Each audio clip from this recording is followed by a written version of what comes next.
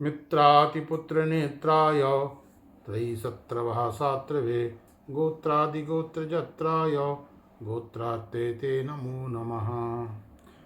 वैशाख मास का अत्यंत पुनीत पर्व चल रहा है। भगवान विष्णु का ही स्वरूप मास माना जाता है। श्री कहा गया है मधुस्तथा माधव संगकश्च शुक्रः शुचिश्च नभो नभस्यौ। मधुस्तथा माधव संगकश्च, इस मास को माधव मास कहते हैं। यह मास भगवान नारायण को, भगवान विष्णु को अत्यंत प्रिय है। स्कंद पुराण में राजा अम्बरीश ने ब्रह्मर्षि देवर्षि नारद जी से वैशाख का महत्व श्रवण करने की इच्छा जाहिर की और कहा कि भगवान विष्णु को वैशाख मास क्यों पवित्र है। ऐसा कौन सा यज्ञ दान तप व्रत किया जाता है कि भगवान इस पर प्रसन्न हो जाते हैं। नारद जी ने बड़े संतोषपूर्वक उनकी बातों को सुनकर उत्तर दिया कि सभी मासों में वैशाख मास श्रेष्ठ मास माना जाता है। जिस प्रकार माता अपने बालक का पालन पोषण करती है, उसी तरह से समस्त सृष्टि के जीवों का पालन पोषण वैशाख मास करता है। यह मास श्रेष्ठ इसलिए है जैसे सभी विद्याओं में वेद श्रेष्ठ होता है, मंत्रों में प्रणव श्रेष्ठ होता है, वृक्षों में कल्प वृक्ष श्रेष्ठ होता है और महाराज अस्त्र शस्त्रों में चक्र श्रेष्ठ होता है, धेनुओं में कामधेनु श्रेष्ठ होती है, नदियों में गंगा श्रेष्ठ होती है। वैसे ही सभी मासों में वैशाख मास अत्यंत श्रेष्ठ माना जाता है।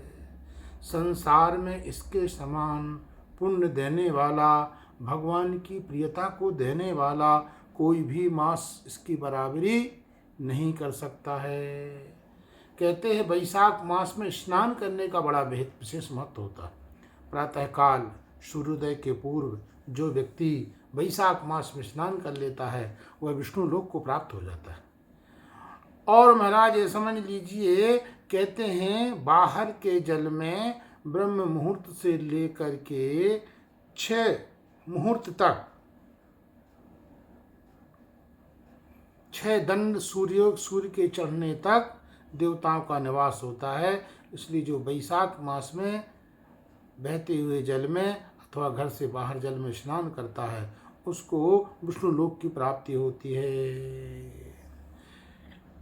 न माधव समो मासो न कृते न युगम समम न वेद समम शास्त्रम न तीर्थ समम न तीर्थम गंगया समम।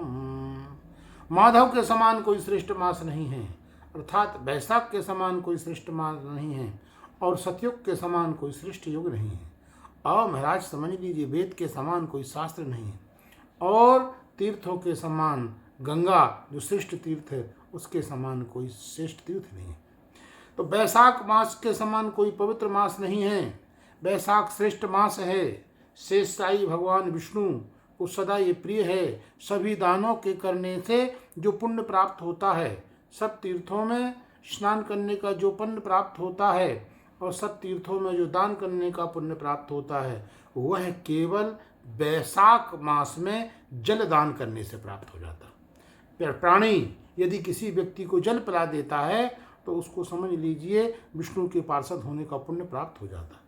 जल दान करने से श्रेष्ठ कोई मास नहीं है। श्रेष्ठ मास है जो व्यक्ति जलदान करने में असमर्थ होता है तो वह दूसरों को प्रेरणा दे जलदान करने के लिए, प्रबोध करे, जलदान करने की प्रेरणा दे। वैशाख मास में जो सड़क में प्याऊ लगाता है, प्यासे लोगों को जल पिलाता है, वह विष्णु लोक में प्रतिष्ठित हो जाता है। और जो प्रपा दान करता है, प्याऊ लगाता है, वो उस पर ऋषि प्रसन्न होते हैं, उस पर देवता प्रसन्न होते हैं, वह पितृ ऋण से भी मुक्त हो जाता है। और महाराज वैशाख मास जो है समस्त मासों में श्रेष्ठ उत्तम मास इसलिए माना जाता है कि इसमें जलदान करना चाहिए। कहते हैं कि जो शुद्ध महात्मा को, संत महात्मा को जलदान करता है, जल पिलाता है, वह समझ ली 10,000 अश्वमेध यज्ञ करने का पुण्य प्राप्त कर लेता है। और जो पंखे का दान करता है वह विष्णु लोक में भगवान नारायण का पार्षद बन जाता है। और जो इस वैशाख मास में पादुका दान करता है वह विष्णु के सायुज्य को प्राप्त हो जाता है। इसलिए श्रेष्ठ मास में हम लोगों को आगे आकर के लोगों के कल्याण के लिए जलदान करना चाहिए।